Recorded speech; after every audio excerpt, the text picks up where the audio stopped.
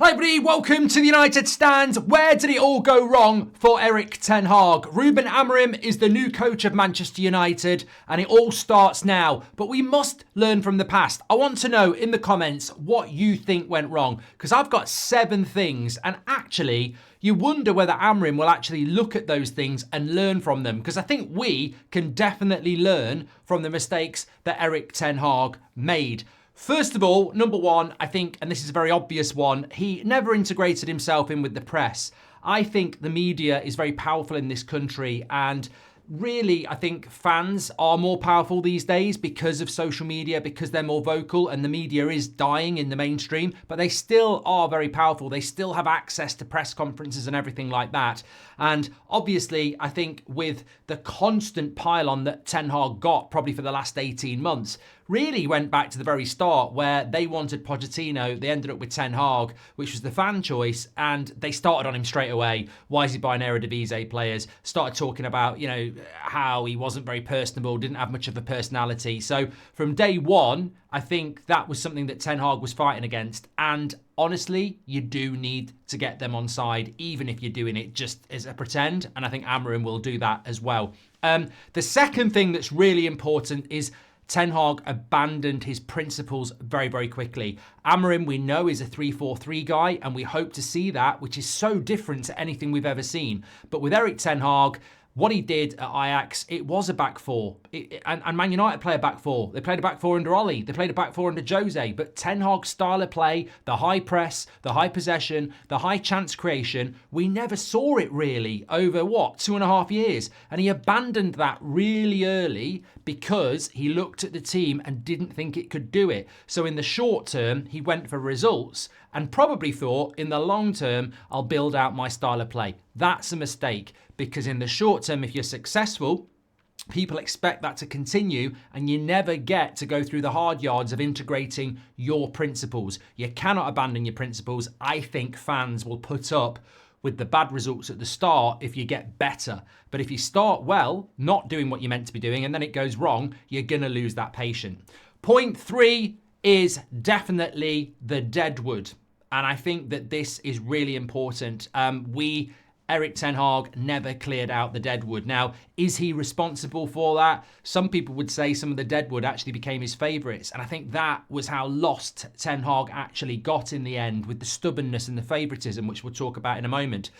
But he never got rid of the deadwood. Ollie never got rid of the deadwood. Mourinho never got rid of the deadwood. And although we're talking about the mistakes that cost Ten Hag his job, we can learn from that, because Amorim needs to be given the opportunity to clear the deadwood. It's something to me that rings true from our last 4 managers, from Van Gaal to Jose to Ollie to Ten Hag. They never really cleared out the deadwood. We were never good at selling, and we were certainly never good at getting rid of players. And I think ultimately that was something that really did hurt Erik ten Hag, in the sense that you cannot move on to your style of play, which you should have tried to do from the start, to be fair, but you cannot move on to that when you are stuck with players that are so intertwined in the issues that Manchester United have had in the past.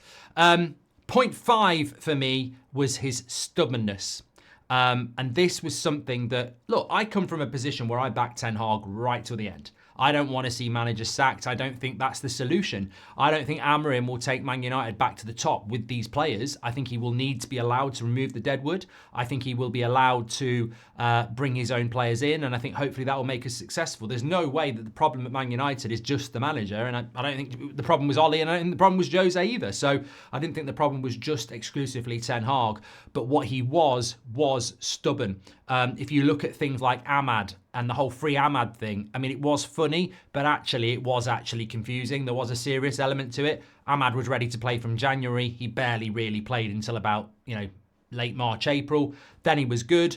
Then he didn't pick him in the FA Cup final. Then he picked him at the start of the season. Then he was out of the team again. And it was sort of like, what's that all about? And I think this is something that probably sort of fits into his relationship with the players and the fans. It's almost 5 and 6, because he and the way he dealt with the press and the fans and the players was I didn't have a problem with it. He wasn't an arm round the shoulder manager. He wasn't, an expressive manager who was very personable. He was more of a school teacher manager. And there's nothing wrong with that. I mean, we all like what we've seen of Amorim and we all like what we saw of Jose, but Jose had a strictness. He didn't let people into his inner circle. He had his coaches, and there was probably one or two players that were his favourites, but that was well known about Jose. Amorim's apparently more all-inclusive. I think Ten Hag was very much, I'm the coach and you should be doing what I'm telling you to do, but that works well.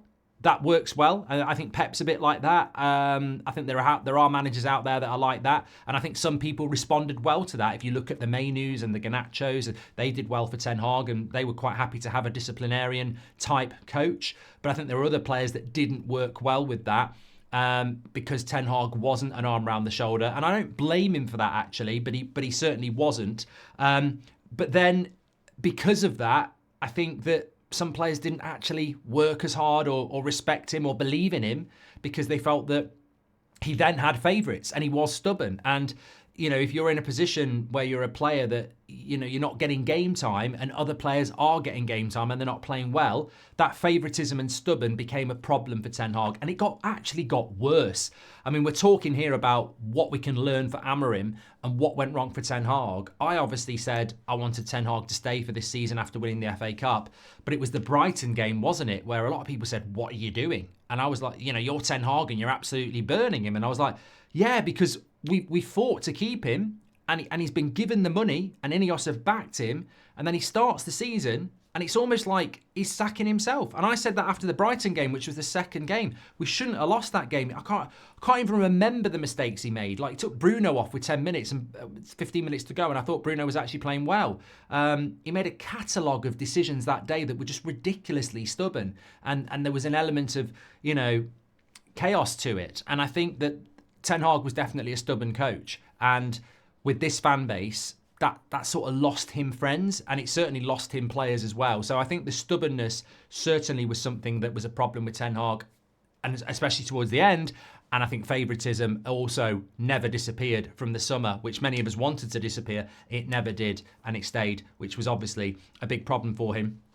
I also think that some of these things are not his fault, and I think that some people will be like, oh, well, I just want to talk about Amorim because Amorim's the manager. But I think it's very interesting to see your comments because you can learn from these mistakes. And I remember the buzz of Mourinho. I remember the buzz of Ollie. I remember the buzz of Ten Hag. And we're now in the buzz of Amorim.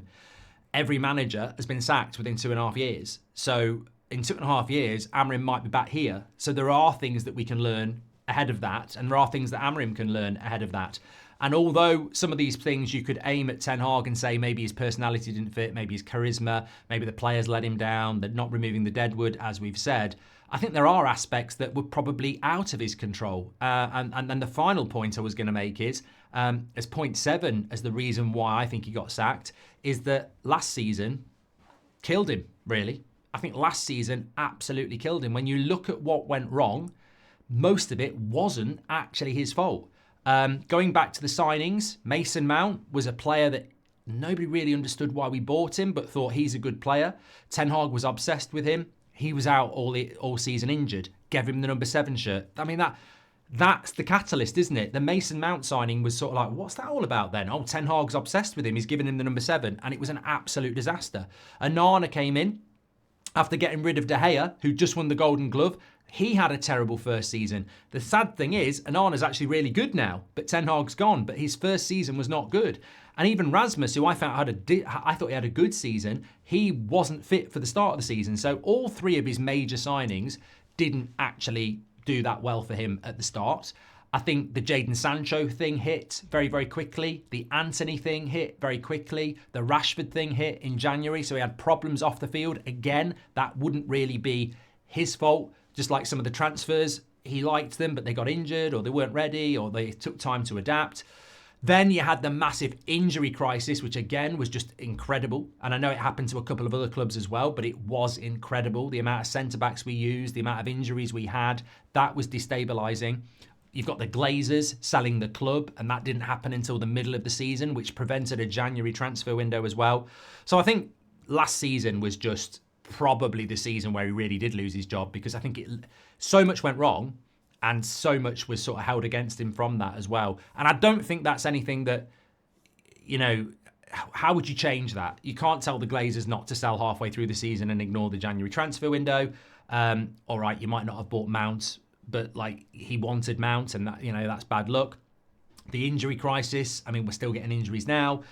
So yeah, I do think that that was a major problem as well. So that's my 7 reasons I think it's gone wrong. And I think when you look at it and reflect on it, get your comments in below. Make sure you smash a like on the video. I've been wanting to do this video for a while. What are the reasons why you think Ten Hag failed? Because I do look at what's been left behind for Amorim, looking ahead, and I think that this is the best squad that's ever been left. I don't think Van Gaal left a squad for Jose that was as good as this. I don't think Jose left a squad that was as good as this. I don't think Ollie left a squad that was good as this.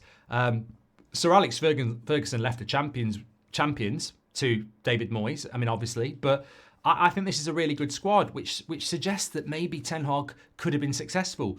But I think a lot of things went wrong, and I think we must learn from it. And I'm very intrigued as to whether Amorim has sat down with somebody. I mean, he could probably learn a lot from this 10-minute video, to be fair, but I wonder if Amorim's looked at that, because when I look at it and I look at the 7 things I've said and some of your comments that will come in, I think there are some really big things there. I think the not abandoning your principles at the start. You know, you've got to stick to your principles. Getting rid of Deadwood is so important, and it's destroyed so many managers at Manchester United. Knowing how to play the media is really important, keeping them off your back because they can be relentless as well. I think ingratiating yourself with a consistent theme of confidence and not being stubborn is really important as well. You have to appeal to the fans. I think some managers are like, I know best. And I think at times Ten Hag was like that. It was like, I know best. But if you're not ingratiating yourself with everybody and then you're going to be stubborn to the people that are backing you, it sort of backs you into a corner.